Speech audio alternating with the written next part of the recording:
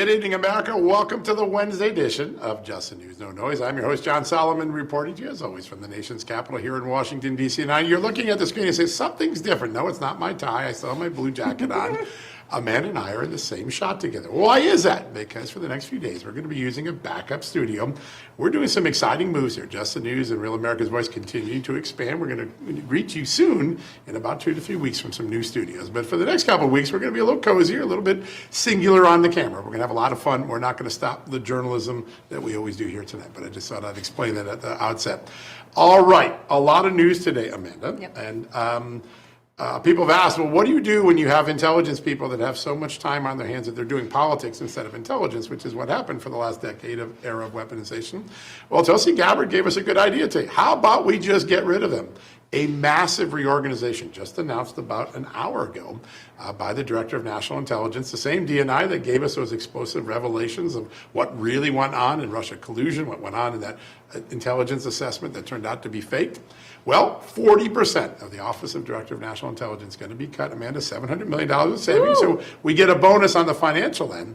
But more importantly, what Tulsi Gabbard said in making this large reorganization, which he cleared with the president a couple of weeks ago, is this agency got off mission. It had so many resources, it got bloated. It started doing things like politics when it should have stayed focused on overseeing the intelligence community, make sure we keep America safe, and that's our only mission.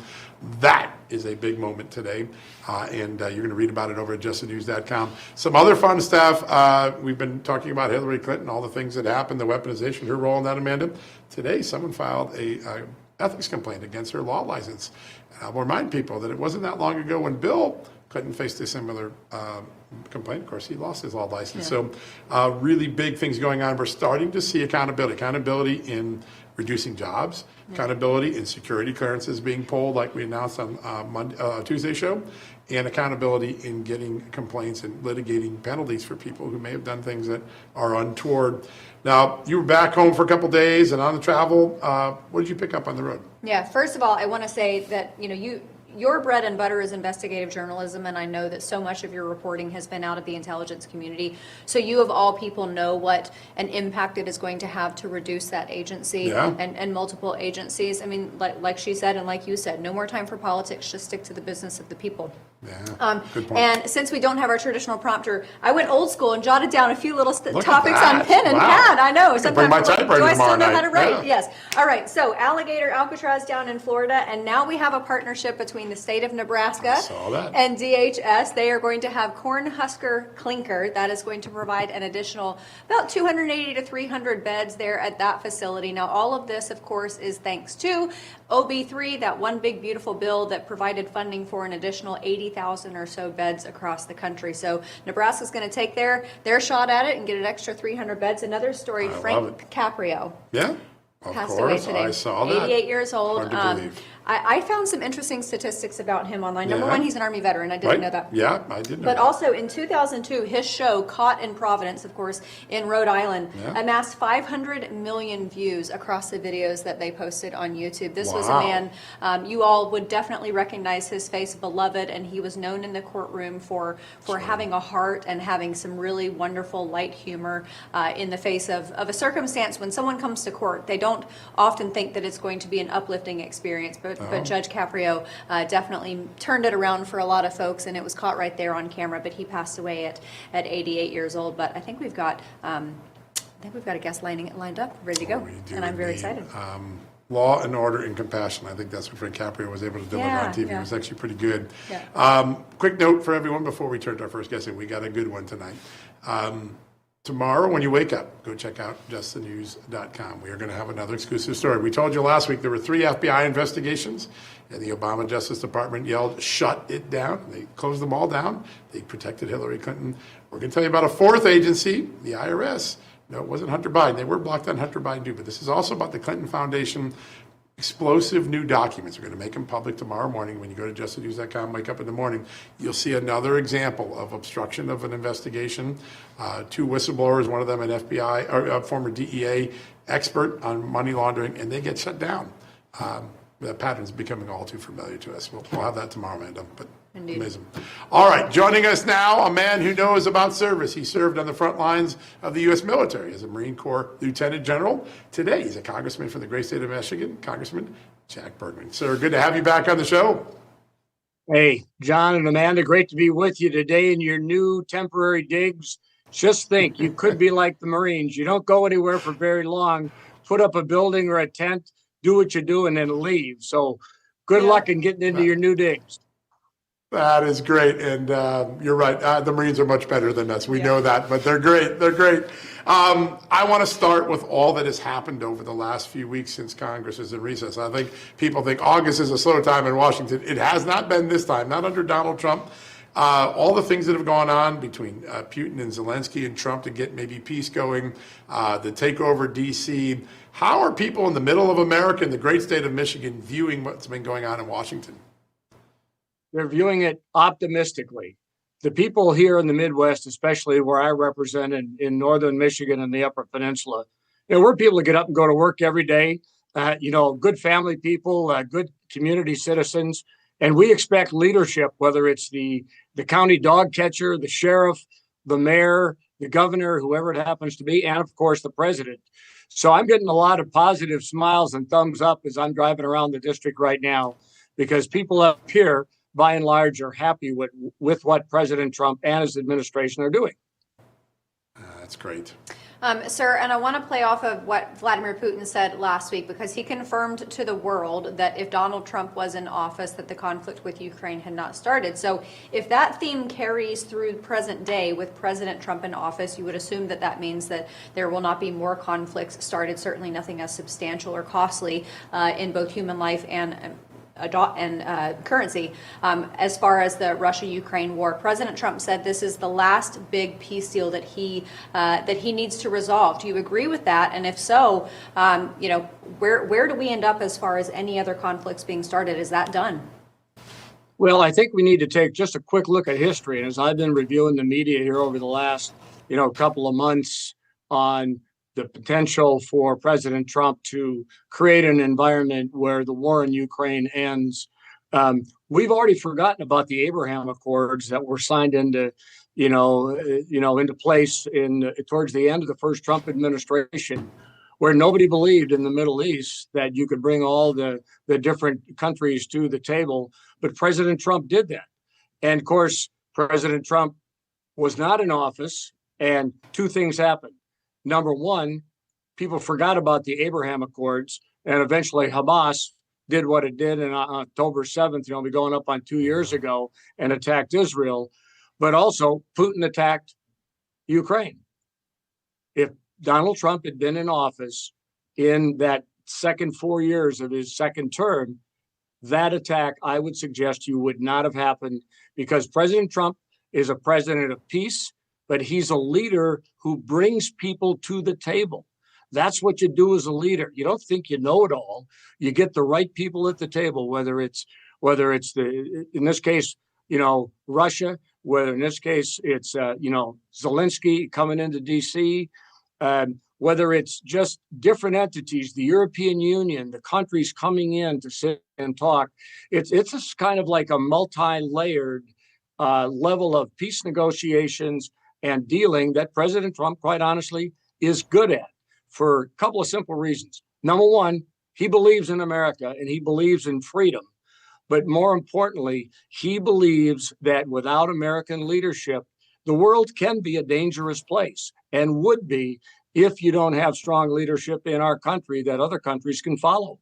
So we're in a time right now where hopefully people like Putin I don't expect Putin to ever change. He is who he is. He's never going to change. That's right. But hopefully he can see the wisdom in backing off and ending the unnecessary bloodshed in Ukraine that has cost literally hundreds of thousands, if not millions of lives, has resulted in the kidnapping of tens of thousands of Ukrainian children. We need to get them back. We need to continue as the United States and the European countries to build those solid alliances that make sure that guys like Putin don't do something stupid because they're smart enough to know that if they do, it's going to end badly for them. Yeah, that security guarantee that's now on the table for the first time is a big deal for Ukraine if it gets pulled off. It's so important. The might of the United States will be backing that up. So I want to ask a little bit about two numbers. In the 34 years I've been in Washington, the only number I know is that it goes up every year, the size of the workforce, the size of spending. But two statistics have come out in the last couple of days. One is the Trump administration in a monthly report said they plan to have achieved a 300,000 reduction in federal workforce this year. That's a 15% reduction. It's the first time in my lifetime the government shrunk on my time in D.C. The second one is 40%. What Odie and I, Gabbard today announced that she can shrink D&I down by 40% and still be effective. The idea that we're really starting to make a change in government, shrinking it down, making it more lean and mean like those Marines on the front line that used to command. How important is that for our country? I tell you, it is essential for the health. I started using the following phrase a few months ago. The federal government is morbidly obese in its bureaucratic endeavors, which means anytime you're morbidly anything, if you don't change something, you're going to die. Okay. Yeah. The federal government has been ripe for reduction for a very long time. In fact, I've got 3-ring binder notebooks from when I was still in uniform 25 years ago about ways the Department of Defense, because that was where I was at the time, could, number one, provide better support for the troops, whether it be their family support or their warfighting support, and do it in such a way with less bureaucracies, more streamlined decision making, but really put, the tooth to tail, if you will, and the combat forces are the teeth, but the tail was wagging the dog here bureaucratically. So I tell you what, that I'm excited to get back to DC because this is just the beginning of refining and redefining the federal workforce using the tools we have today and not wasting time and effort when it comes to meeting the needs of the country. Yeah. So the GOP is giving the government a GLP-1 shot. I love it. Morbidly obese, so you got to trim it down. Maybe some Ozempic. Sir, I want to ask you about something happening in the state of Michigan. There is a Michigan State Senate seat that has sat empty for some 220 days. Election hasn't been called for it. What do the people of Michigan want? I can't imagine they're happy with that seat sitting vacant. Well, when you have a Senate that is tied and could do nothing, the Michigan Senate, and I know several of the state senators here from my district, there's nothing for them to do because without that Senate seat being filled, there's no way to move anything forward. So this is good. We've been talking about leadership in several ways here on this interview. We have had a vacuum of leadership for the last 6+ years in Lansing. And it all starts with the commander-in-chief and that commander-in-chief who is ever in that governor's seat. So for the governor not to call an election to create that ability for the Michigan State Senate to do its business, I mean, it borders on, well, first of all, it's unethical for them to do that, but it almost borders on criminal when it comes to not doing what you're supposed to do for all the citizens of Michigan, not just a few. Yeah. Sir, before we let you go, you have been all over the world. You know the challenges that foreign policy brings. There's a real growing crisis in Pakistan that I know you've weighed in on. We had the son of one of the leaders on our show a couple of weeks ago. They're imprisoning opposition leaders, often without any charges, just locking them up. I know you have some concerns. Is it time maybe for our U.S. government to take a more assertive stand against Pakistan? Well, I think I was in Pakistan a few months ago, and I plan on going back sometime probably in the next 6 months to make a second trip. And Pakistan is a country that it's got its own internal issues, but where it is in the world and what the relationship is between the Pakistanis, especially the Pakistani Americans who are here, who a lot of them still have property and family back in Pakistan. It's on a critical edge where I believe that as soon as that President Trump has some white space in his schedule of creating an environment of peace around the world, Pakistan needs to go right up to the top of that list to help a country that needs to be free, but right now is not the democracy that we would have here in the U.S. So I'm hopeful that we can move that ball forward here when there's a little bit more room to give it some energy and bring it up to a higher priority. Yeah, so important. You've been such an important voice of clarity on an issue that a lot of Americans don't know about. It's really important. Sir, it's a great honor. There are very few people we've ever brought on this show that we can call both General and Congressman. You're one of the few. A great honor to have you on, my friend. Thank you so much for joining us today. Hey, thanks. My pleasure, and all the best. You as well. Thank you so much, sir. All right, folks, we're going to take a quick commercial break. When we come back, a really fun story. Louisiana used to be down at the bottom of the education heap pile, but today it's taking active measures to put parents first and the basics back, and a funny thing's happened. We're going to have a congresswoman from that great state tell us the incredible story. In fact, the education secretary for President Trump was down there last week, Linda McMahon. We'll have that next after these messages.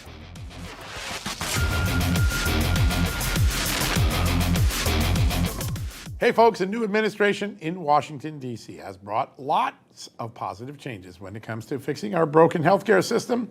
The reality is, however, that there's only so much the government can do. And if we really want to make America healthy again, that starts at home with each and every one of us, myself included. Could your health issues be caused by an invisible enemy? Fatigue, bloating, brain fog? What if parasites are the real culprit? Did you know 60 million Americans apparently have parasites? They're everywhere in our food, water, and pets, secretly invading your body and wreaking havoc on your gut, energy levels, and even your brain. And big medicine doesn't want you to think about this because one good cleanse could change everything. Our friends at the Wellness Company have a real solution, a gold standard parasite cleanse combining ivermectin with mebendazole, two FDA-approved medications. It's prescription-based. Just fill out a quick medical intake and get a 3-month supply shipped to your door. Go to twc.health/justnews and use the code JUSTNEWS to save $60 plus free shipping. Go there right now.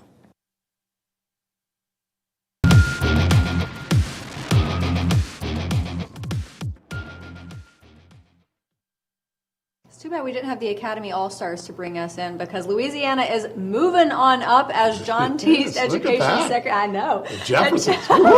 Education Secretary Linda McMahon, she visited schools in Louisiana last week as the Trump administration, of course, continues shifting control of education back to the state and away from the federal government. So local leaders praised the move, and Congresswoman Julia Letlow called the visit an incredible opportunity. And we had Congresswoman Letlow with us on the show a few days ago to talk about all of it. Check it out. Joining us now from Louisiana's 5th Congressional District, Congresswoman Julia Letlow. Congresswoman, thank you so much for being here. Thank you so much for having me. It's always such a pleasure to be with you. Well, we love having you here, especially when there is such a good reason, and that reason being that Education Secretary descended upon your state as the first stop on her tour. She was in Louisiana, and she sees Louisiana as a great model for the rest of the country. Tell us about the improvements that were made in Louisiana. Oh, it was such an honor to have Secretary McMahon stop in Louisiana first on her national tour. She was touting some of the amazing accomplishments that we have achieved right here in Louisiana. We have proven that when you take power away from the federal government and get it back to the states where it belongs, that we can see improvements made. And we have seen that in Louisiana. We used to be dead last when it came to student improvement. Now we rank 32nd. And you may not think that that has bragging rights, but when you come from dead last all the way up to 32nd in record time, it proves that we are doing something right.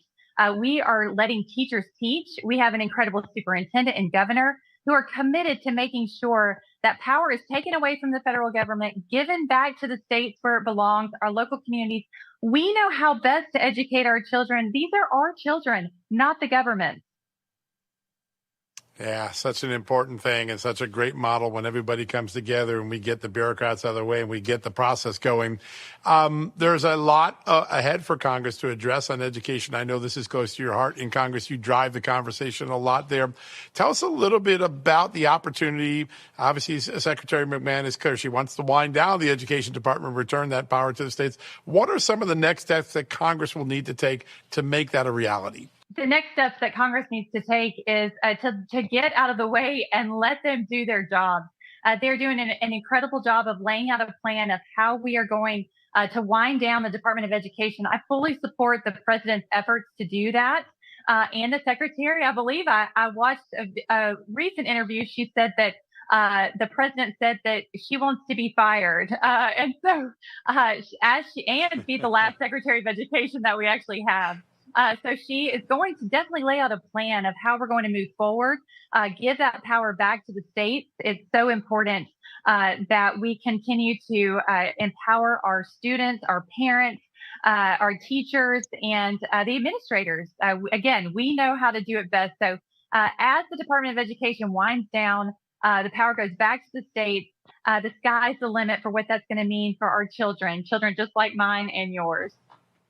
Yeah. Congresswoman, I know that so many people who care about the education space, which frankly should be everyone, they are concerned about getting the power back to the states. But what responsibility and what role do the local districts and school systems play? Does this go all the way down to the granular level where each of these schools has a say in it as well? Absolutely, as it should. You know, we saw after COVID-19 that there were so many concerned parents who actually ran for school board because they wanted a say in their child's education. They were being turned away, labeled as domestic terrorists. I even had to file a Parents' Bill of Rights that we passed in Congress just to give parents back a seat at the table. So yes, school boards, local municipalities, they know how best to educate our children. And so I'm excited to see what their role will be as they step up and continue to play a major role. Yeah, so important. I want to turn to some of the other policies that are already now in place and having a profound impact. The One Big Beautiful Bill, part of that, the tariffs part of that. Shrimpers in Louisiana, one of the great industries. Anyone who goes to Louisiana knows where to get their food. They've been at an uneven playing field for a long time. The tariffs seem to have had a big effect early. Tell us what it means to the local industry there. Oh, they could not be more ecstatic that finally we're putting foreign seafood on its heels, making sure that that is not coming in to Louisiana and giving them back their jobs, their livelihoods. For too long, they have been unfairly penalized by foreign seafood, shrimp, crawfish coming in to Louisiana. So they are on cloud nine. They are so ecstatic that the president is fighting for them through these tariff negotiations. And I have some happy shrimpers in Louisiana. I bet you do. I want to stay on the Louisiana level of things, but also kind of blend in what we are seeing in Washington, D.C. Obviously, Washington getting a federal, I like to call it a makeover instead of a takeover, because I feel like things are going to improve, even if some folks don't want to admit it. New Orleans has also had a crime problem for a very long time. Do you anticipate that New Orleans could be one of these cities that's a good opportunity for a federal makeover? Absolutely. I am so encouraged that the president is taking over Washington, D.C. As someone who lives in D.C. half time, I walk back and forth to work, and I no longer will have to be fearful because the president is taking charge. And we have an incredible governor here in Louisiana who is enforcing law and order and is going to bring back New Orleans as well. So I'm hopeful that our better days are ahead. We should not be fearful of our children playing outside, and I should not be fearful walking back and forth to our nation's capital to do my duty to vote. So I'm incredibly grateful to the president and our governor for bringing back law and order. Yeah, such an important moment. I've watched your X feed for a while, and I think you do such a great job of helping people understand. There's so many things in the Big Beautiful Bill that can get lost, but particularly when it comes to being a parent who's got to save for education, a parent that might have to support the school or the church that their children go to. There are just so many places for families to get some extra money and to invest in their family because of changes in the Big Beautiful Bill. Tell us what's resonating most with your constituents. Oh, they are so ecstatic. And wherever I go, I try to talk about these incredible jewels or nuggets in the bill, if you will, that are helping young parents, especially when it comes to the tax child credits, for putting aside a fund to be able to invest for your child as they go along in their education. Also, one thing that we don't talk about very much, but there was a component in the bill that is going to empower even more school choice for parents moving forward. So I am so encouraged about all of the education initiatives that were included in the One Big Beautiful Bill. With my background in education, I was ecstatic and lending my voice and expertise to that.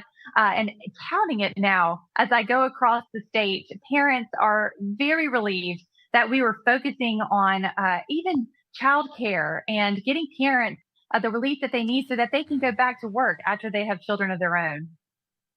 Yeah. Huge, And you have such a huge, unique huge. perspective in the education space because you've also seen it from the administrative side. And you mentioned COVID and the parental rights issue. COVID is what revealed so many of the systemic issues for parents, the overabundance of power that teachers' unions have and had, especially during that time.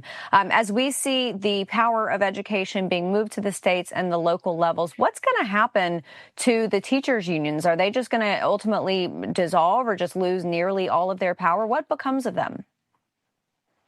Well, I hope they do dissolve and lose some of that power. We don't really have a strong contingency down in Louisiana, and I think that's why the secretary came here first, because we do have the freedom to be able to teach our children without that bureaucracy in place. I think we saw it play out, especially in the Northeast. It was not good for our students. It was not good for parents, teachers even. So, I think Louisiana is a great model that we all should kind of look to as far as just kind of dissolving that archaic teacher union model that doesn't seem to work and hopefully will dissolve. Congresswoman, before we let you go, one of the things that we saw at the recent NEA Teachers Union event, I think it was in Oregon, was a hostile environment for some Jewish teachers. And of course, we've seen significant hostile environments for Jewish students all across college campuses and sometimes secondary and primary schools downstream. The education department's taken some big steps. I mean, big and expensive steps. Some of these universities are paying a dear price. Do you think the message has gone out that this intolerance is not welcome anywhere in the education system, or do you think more work's got to be done to stamp it out? Oh, I think they've heard it loud and clear, and will continue as Congress, and I know the administration is committed to making sure that there is no place for anti-Semitism on our campuses, K through 12 or college for that matter. Every student should feel safe on their campus. We're going to continue to make sure that happens. Yeah. Congresswoman, before we let you go, as you head back to Capitol Hill at the end of recess, what are going to be some of the top priorities for Republicans? Well, I serve on the Appropriations Committee, so I'm excited to get back to work. We have some more bills we need to get across the House floor. The Senate is actually picking those bills up and moving them as well. So I'm excited to get back to do my committee work and make sure that the hardworking tax dollars that the hardworking families are sending up to D.C. are coming back to benefit them directly. Yeah, we've spoken to a number of members, and slicing and dicing seems to be the theme of the return upon Capitol Hill. Congresswoman, thank you so much for being here. Congresswoman Julia Letlow. We'll see you again very soon. Thank you so much. Absolutely. All right, everybody, we're going to take a very quick break, but we have much more for you on the other side.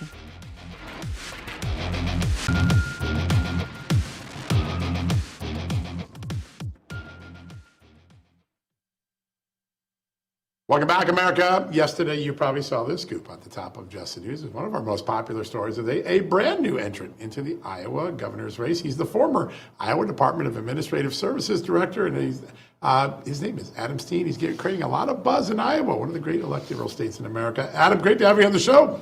Oh, thanks for having me on the show. It's an absolute honor and a privilege here. Thank you so much. We've had Governor Reynolds on the show a couple times. She is a pretty larger-than-life figure, very successful, very popular in Iowa. What tempted you to put your hat in the ring? Yeah, no, there's several things, and to be as brief as I can, this has been in the works for me for 15 years. I've been planning and preparing for higher levels of leadership for 15 years, and really there's been two other inflection points, and it was July 13th when President Trump was shot.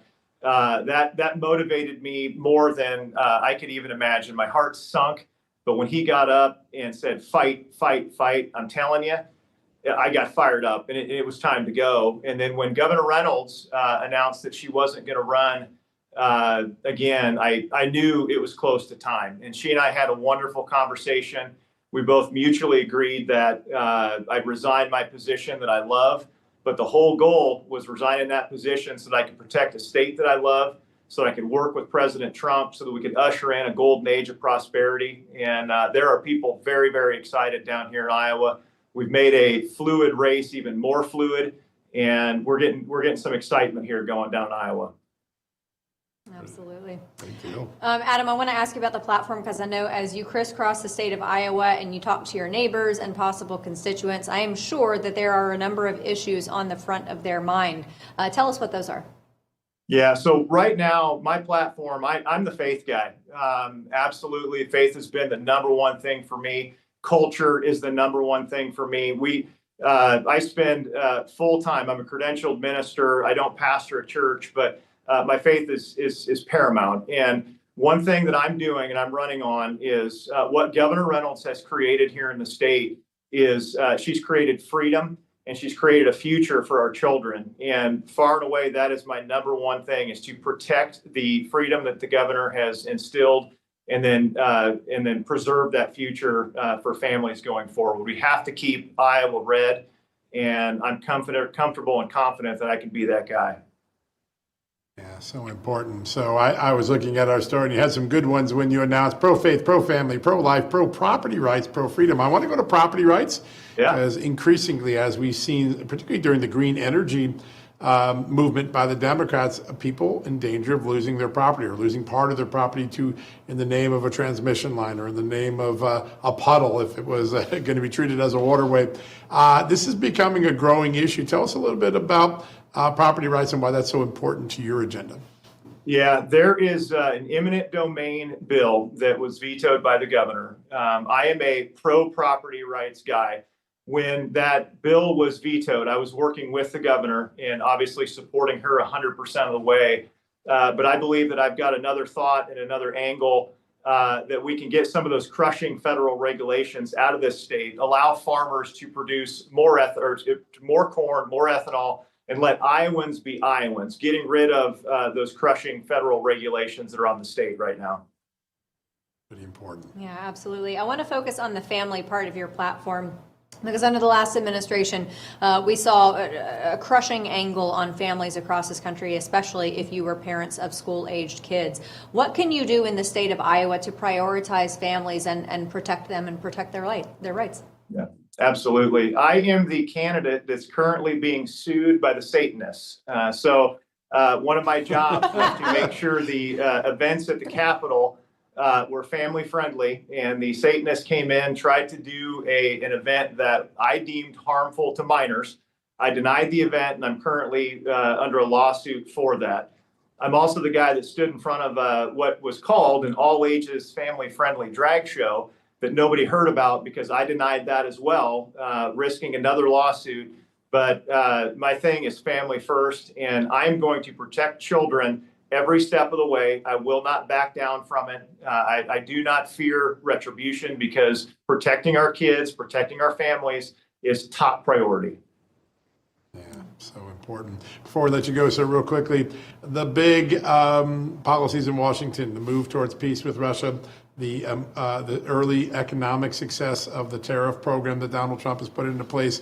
The media kept saying these are going to be big failures, prepare for high inflation and war, and or we'll be subject to Putin in some future world. It didn't happen. I wonder how common sense Iowans look at the media today. We had a poll out today that showed like half of Americans don't even pay attention to it anymore. How much has the media hurt itself in the political discourse we have today? Yeah, no, it's hard for me with the media right now because I kind of view them, unfortunately, as an enemy down here. Certainly you guys are not viewed that way from this angle, obviously, but no, it's always hard because they're always trying to take a stance and try to trap you into something. But at the end of the day, I'm America first, I'm people first, I'm common sense policy, and running alongside President Trump to make not just this country great, but Iowa great. That's key. That's number one. And I'm super excited about that. And it's unfortunate that the media can't just accept that and move on because so many wonderful things are happening. And I'm just flat out excited to keep those things moving ahead. I have a funny feeling 2026, the election tagline will be the year of common sense. I think everybody is starting to embrace it, and I know that's going to allow you to lean in greatly in the great work you're doing in the state of Iowa. Adam Steen, real quick, how do people find your campaign site? AdamSteen.com. AdamSteen.com. That's pretty easy. That doesn't get any easier than that to remember. That looks good common sense. That's right. So great to have you on. I know we'll be talking to you a lot more as the campaign goes on. All right, thank you so much. Great to have you on the show today. Thank you, sir. All right, folks, after the break, we'll talk about the power of the U.S. dollar. President Trump is making a lot of strides on the economy, but there are still some areas of concern. The dollar is one of them. We'll have that next, right after these messages.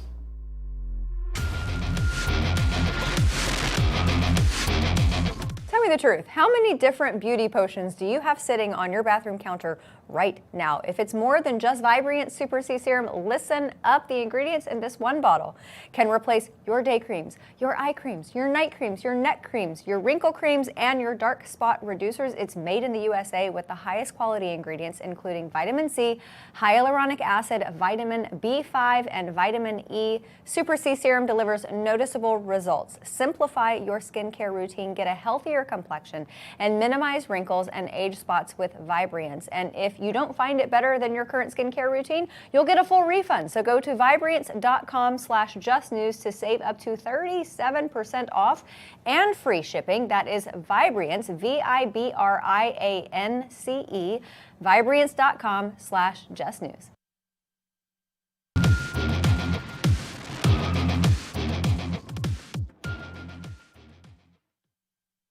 Welcome back, everybody. We all know that President Trump is making some major economic strides since he took office, and he's looking to change quite a bit to help set America back on the right economic path. But with change comes, of course, uncertainty, and the U.S. dollar has had some major fluctuations. And we also have something huge happening with America's gold, and nobody's really talking about it. The government values our gold at just $42 an ounce, the same price from 1973, but gold is actually worth $3,300 today. That is $850 billion just sitting around. So here to explain why this matters for your retirement is Shannon Davis, CEO of American Alternative Assets. Shannon, great to see you. Thanks for being here.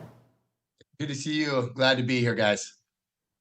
So tell me this, why when I go online and I purchase 1 troy ounce of gold at $3,300, why is the U.S. government valuing it at something from 1973?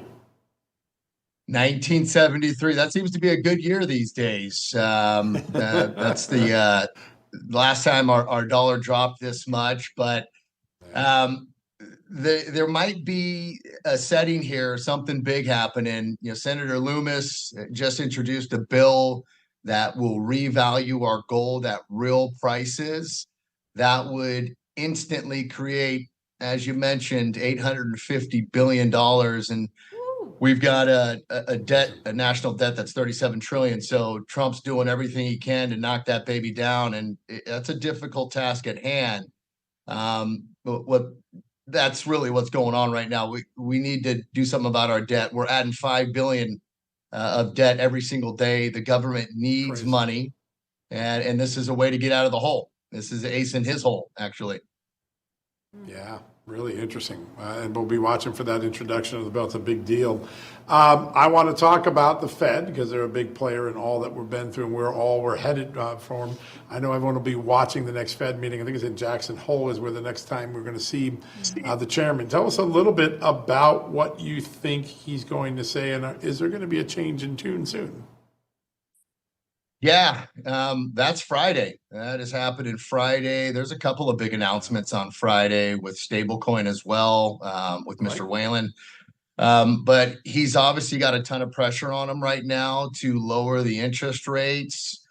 And there's a challenge there. You know, he keeps talking about inflation. We're not really seeing it in mainstream media, but we do see it when we go to the grocery store or when we spend dollar bills. But it's tough to say. He's been holding tight. I don't personally disagree with him holding tight. You know, when you turn around and lower the interest rates, yes, it does increase spending. Yes, it will increase inflation. But the only reason you lower an interest rate is because there's something bad going on in our economy. And that's why he's getting the pressure from everybody else, because something bad's going on in our economy. Do you think that the most recent jobs numbers getting revised down, does that constitute something bad enough for there to be a lowering of the interest rate? Definitely. We've always had an issue with a hiring freeze. There's been a hiring freeze in the job market since COVID. At the end of the day, there aren't many jobs because our imports are very low. Hence why, Trump is trying to change that scenario. Our jobs have been low for a long time. They always get revised. This is just the first time we've been hit with a bombshell of such a revision, but they're getting revised every single time they come out by thousands and thousands of jobs. And so this definitely puts pressure on him as well, because the card that he's been playing the whole time, he being Jerome Powell, is the job market's strong, the economy's strong, and we're starting to see that it's not with real numbers. And so that'll be another factor that he's going to be hit with on Friday, and everybody's banking on a 50-point basis drop. Yeah, they may get a surprise. I want to ask a little bit about the last time you were on. I got so much reaction from your just great tutorial on central bank digital currencies and all the dangers of it. You've got that great guide we're going to mention at the end here. Right. Tell us what's happened in the last few weeks on that front. There are still countries streaming ahead, and there's a lot of discussion even in America about it. Give us the latest on central bank digital currencies and why it's so important to all of our futures. Yeah, why it's so important, because it all started with Biden. Biden signed an executive order. This opened the floodgates for central bank digital currency. Federal Reserve came out with FedNow. Go to fednow.org, learn all about it. But that's what the Genius Act is that Trump just signed into law on the 18th of July. It is a digital platform. Central bank digital currencies are real. The challenge that you have, if you think back to Italy, when Italy had their currency switched over to the euro currency, if you had any currency in Italy at that time before it got switched over, you no longer have it. France switched over as well, and it wasn't a one-to-one change. It was 70 cents on the dollar. That was the exchange that occurred on that transition. This happens on a global level. Central bank digital currency is on a global level. The challenges that you have there is, do you get a one-to-one change? There's a lot of control with central bank digital currency by third-party private companies that aren't heavily regulated. So there's huge counterparty risk there. And really, at the end of the day, you no longer have control of your money. But this has been around for quite some time, digital currency. Yeah. Shannon, we love having you on the show. And as John said, you are such a masterful tutor of all things gold and all things assets. But I know people also are going to want to get your guide so that they can have it in their hands and study it. How do they get it? Yeah, they go to the QR code that's on the screen now. I would challenge your viewers to call in and speak with my agents. We have a very robust team, very robust research department. Call the toll-free number, have a conversation, get educated on what's going on. Things are changing quickly. There's a ton of uncertainty, and you want to be prepared for that. Absolutely. And that's what we help people do. Yeah, that guide is a great starting point. Indeed. CEO of American Alternative Assets, Shannon Davis. Always a pleasure having you with us. Thank you, sir. And we're going to be back on the other side. But first, if you want to learn more about American Alternative Assets, go over to johnlikesgold.com, my favorite website, or call 855-GOLD-340 to get your guide now. That's 855-465-3340 or johnlikesgold.com. We'll be back on the other side.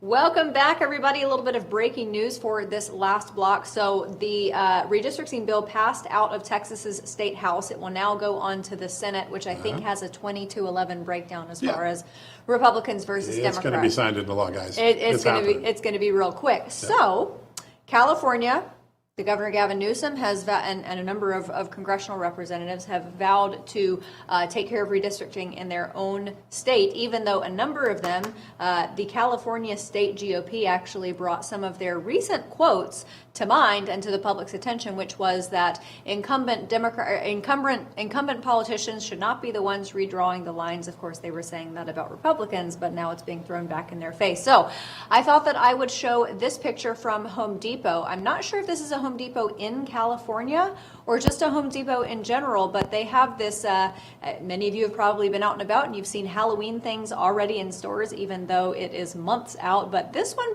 bears a striking resemblance to California's governor. John, have you seen it? He's got all the hair gel and wow, look at that. Similar facial features. It's the heat miser. And no, Mr. Who's that? That's it's Gavin Newsom. Gavin Newsom. I'm How just about kidding. that? Wow. No, I thought There that you was go. humorous, but California is going to do their darndest, as my grandmother would say, to gerrymander even more, which will mean squeezing out, I think, an estimated another 5 seats away from Republicans and towards Democrats. Yeah. So I've been amused by watching this because at the end of the day, this is going to end up in the courts. Yeah. The courts are going to be the ultimate decider. And Texas has this story. The Justice Department came to us and told us that our districts are not in compliance with the Fifth Circuit Court of Appeals, so we rearranged those. And oh, by the way, in doing that, we take some plus 20 Republican districts and shrink them down to plus 8 or 10 or 13, so they look more like America. So they're forced to do it by a judicial decree that we were reminded of that by Harmeet Dillon and the former Assistant Attorney General for Civil Rights. California, on the other hand, said, oh, because Texas is doing that, we're going to be totally partisan, and we're just simply going to change these to punish them, and if they're taking 5 seats, we're taking 5 seats. Now, when that gets in the courts, one of those is going to be driven by a legal procedure, the other is going to be driven entirely by politics. If California intended to do this, they should have at least not said what their intention was, which is political punishment. They just gave the courts and the Supreme Court a reason saying, well, Texas did it for legal reason, you did it for politics. You're not happening in 26. I think California is going to end up losing at the Supreme Court. And here's what's going to happen.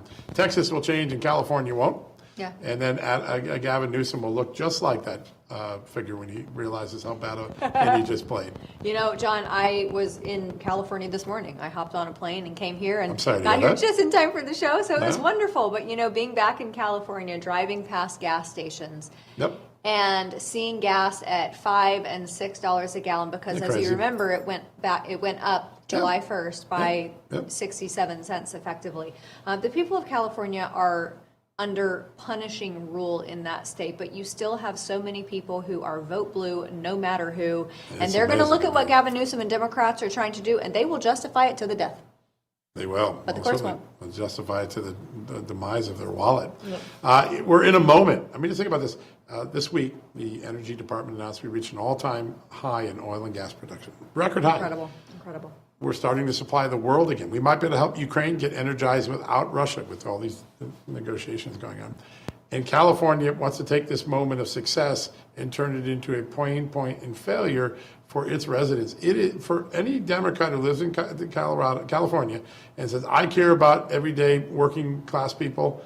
You don't. Your policies punish them more than you ever know, but because you're so elitist, you don't know it. You're wealthy.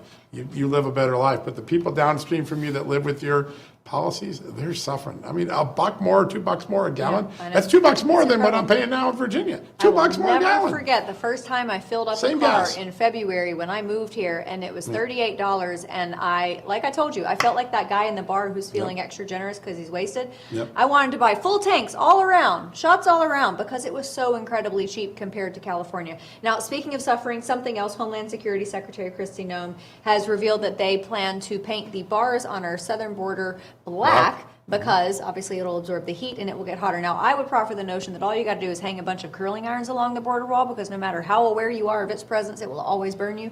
But I'll take black paint on the bars. What's a curling iron?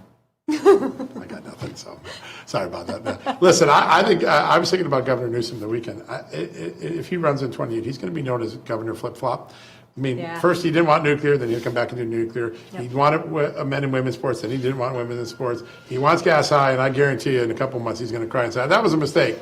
Governor flip-flop. Yep, and Republicans are not going to waste a single minute of time showing that to the American people. Oh, so no. it's going to be quite interesting He's to a see. All right, highlight everybody. reel. So as John said, we are in this temporary studio, but we have a glorious new studio that's going to be waiting for us on the Exciting. other side. But in the meantime, Grant Stinchfield is going to take you through the next hour. Great to be back. Great to see you.